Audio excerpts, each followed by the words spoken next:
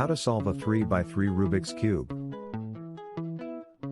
1. Solve the white cross. Start by arranging the top layer of the cube so that all the edge pieces have white on them. You can ignore the center piece.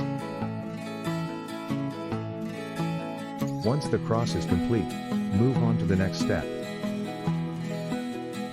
2. Solve the white corners.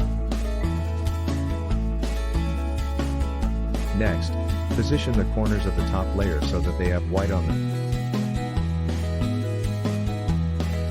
Don't worry about the other colors yet, just make sure that the white is in the right spot.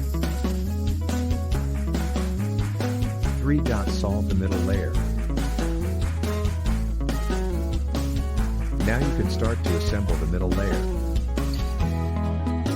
You can use the same technique as you did for the white cross, but this time the goal is to match up the side pieces with their respective centers.